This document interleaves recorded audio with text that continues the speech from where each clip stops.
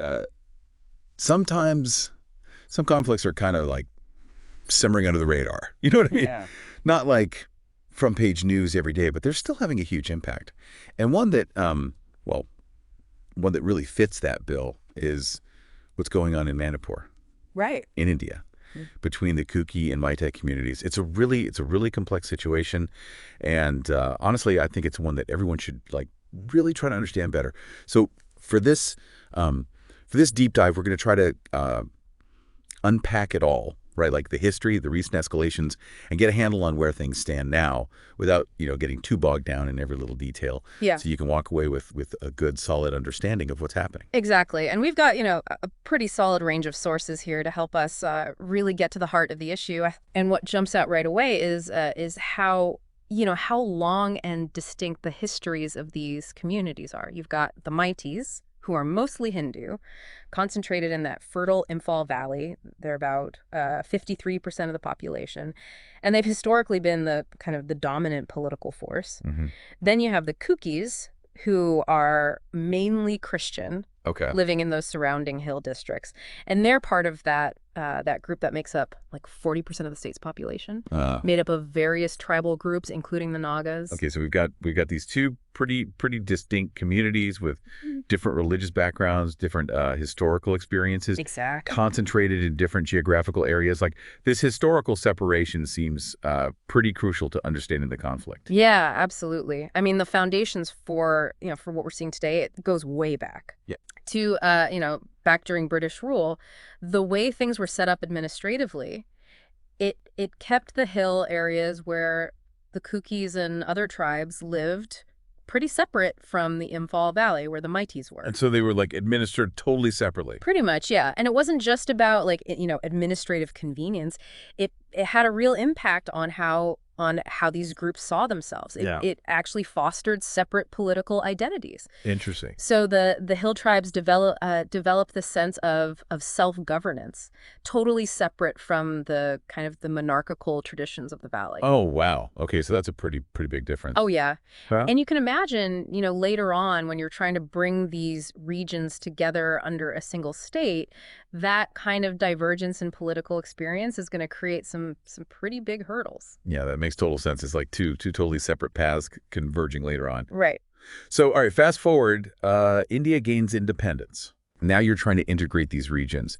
What were some of the biggest points of friction that started to emerge? So a really key thing to understand here is the whole issue of land ownership and administration. So, as we mentioned, the hill areas, they mostly have these autonomous structures, like tribal councils, with a lot of authority over how land is managed. Okay.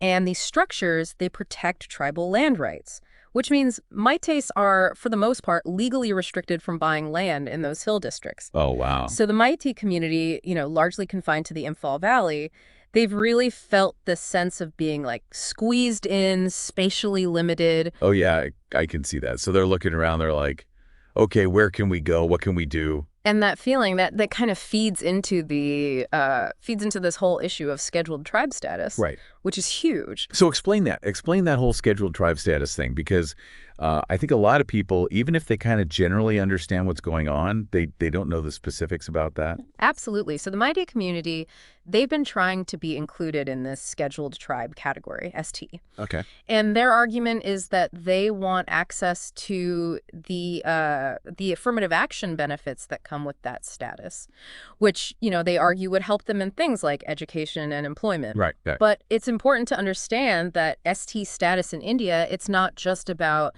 quotas and jobs and education. It also often comes with constitutional protections for their culture, for their land rights in certain areas, representation in local governance. So, it's a big deal. Yeah. And here's the big problem. The Kuki and the other tribal groups see this demand as a direct threat.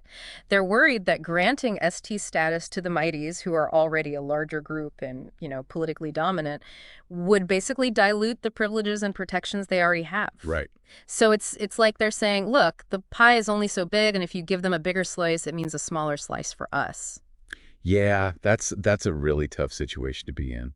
Oh, absolutely. And it's a major point of contention. Okay, so just to recap for a second, we've got this historical separation Hmm. where these distinct political identities form. We've got a tangible difference in access to land, which creates this sense of confinement. And then we've got this really significant and very contentious issue of ST status. Huh. So it's almost like a powder keg. Yeah, yes. What were the specific events, though, that really set things off? Like, what ignited the intense violence that we've seen recently? Well, there are a few key things that really acted as catalysts. Okay. So back in April 2023, the Manipur High Court, they issued this directive to the state government to seriously consider the Mitas's request for ST status. And that judicial intervention, Right. it just set off alarm bells in the tribal communities. They saw it as a pretty big step towards their worst fears becoming a reality. Yeah. And then at the same time, the state government starts these eviction drives in different hill areas, saying they're removing illegal settlers from reserved forest land. Okay. But the Kagi community, they have a big presence in these areas, and they saw these actions as basically targeting them, which just, further eroded trust and fueled this resentment. So you've got these underlying tensions. You've got Right. the court decision. You've got the eviction drives. Yeah. And then comes that march, right? The tribal solidarity march. That was a real turning point. It was. So on May 3rd, 2023, various tribal organizations, they organized this march to protest, to really show their opposition to the ST demand. Right. And it was supposed to be peaceful, but tragically it ended up being the spark that ignited these horrible clashes between the two communities. And the violence itself was pretty intense, wasn't it? Like, how quickly did it spread? It was incredibly intense, yeah. And it spread very quickly. The initial clashes, they started in Chiricahua, and from there, they just engulfed other districts, including Imphal, the state capital. Wow. And the losses on both sides were devastating. Yeah. And this is really disturbing, but there are reports that Meitei Mogs in the valley, they actually targeted Kuki civilians who were living in those areas. Oh. Yeah.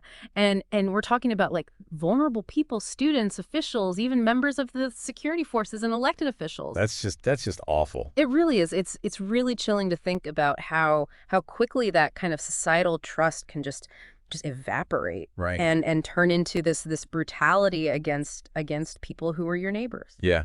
It's like the worst of humanity coming out. It really is. And it wasn't just isolated incidents, right? Like didn't the whole conflict itself escalate in a pretty serious way? Oh, absolutely. One of the really dangerous things that happened was the formation of armed militias by both sides. Right. So you had this really rapid militarization, and on top of that, there was a lot of looting of state police armories. Oh, wow. Which meant that suddenly you had much more sophisticated, much more lethal weapons in the hands of, non-state actors. Yeah, yeah. So you go from, maybe some small scale clashes to something much, much more serious. Absolutely. And that influx of arms, it just amplified the intensity and the deadliness of the whole thing.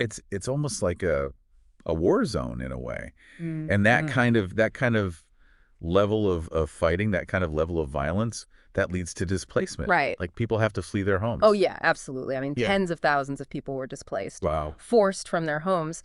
And they ended up in these really overcrowded, often really terrible conditions in relief camps. Oh. And as of March 2025, we're talking about over 60,000 people living in these really difficult conditions, facing huge hardship and just so much uncertainty. Yeah.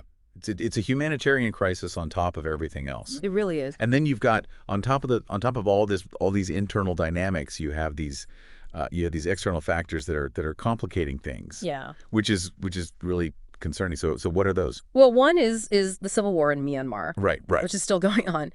And the border between Myanmar and Manipur is pretty porous. Oh, wow. Okay. So there are reports that fighters have been crossing over, potentially joining the conflict. Really? Yeah. And, bringing in experienced combatants into an already very volatile situation, that just makes everything so much harder to resolve. Yeah. It's like throwing gasoline on a fire. It really is. And then you've got this other element, this kind of surprising use of technology.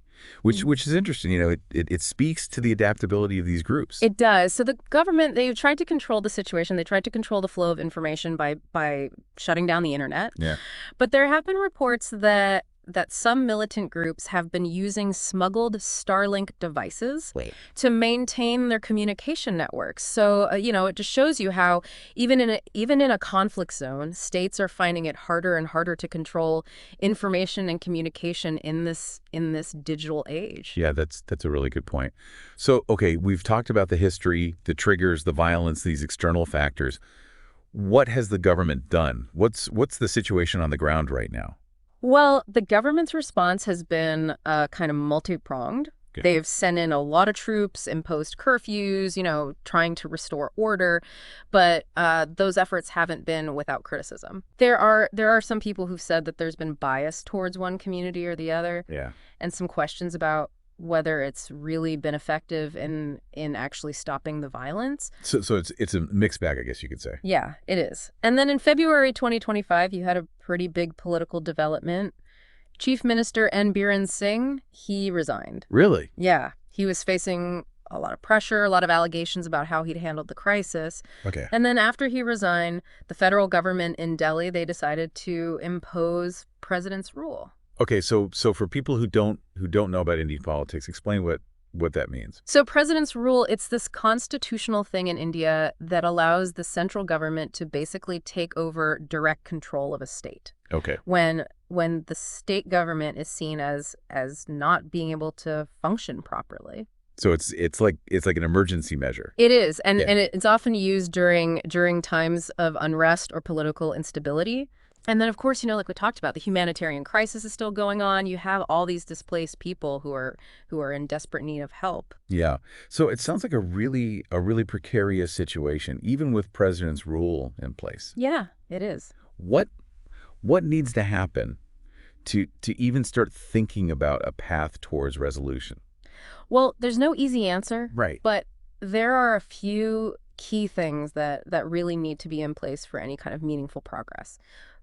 First and foremost, you absolutely have to have dialogue. Go. Community leaders from both sides, they have to find a way to sit down and talk. Right. To really air their grievances and try to find some common ground. Without that, it's hard to see how you move forward. Yeah, that's the foundation, isn't it? It is. And then you also have to address the underlying socioeconomic disparities, making sure that all communities have equitable opportunities, economic opportunities, social development opportunities, because that can help reduce that sense of marginalization and that sense of competition that's fueling the conflict. Yeah, because if people feel like they're being left behind, they're gonna fight for what they think they deserve. Exactly. And then finally, you have to look at legal reforms, especially when it comes to land laws and affirmative action policies, and try to find a balance that addresses the legitimate concerns of all the groups involved. So it's a long road ahead. It is. But those are really good points. This deep dive has been really illuminating for me, just understanding the historical layers, the tragic events that have happened recently. It's a reminder of how these deep-rooted historical grievances and socioeconomic factors and political decisions, how they can all combine to create such a devastating conflict. Absolutely. And maybe a final thought to leave you with is, in a world that's increasingly interconnected, what are the implications of internal conflicts like this for regional stability and for national unity? Yeah, good question. Or how can we as societies really deal with these really deeply entrenched historical grievances in a way that allows for real reconciliation and breaks this cycle of violence? Yeah, that's something to really think about. It is. It's a tough question. Yeah. With no easy answers. Well, those are some really powerful questions to ponder. Thank you so much for sharing your expertise with us for this deep dive. I feel like I have a much clearer understanding of what's going on now. You're welcome. And I hope you listening out there do too. Me too. It's a difficult situation, but it's an important one to understand.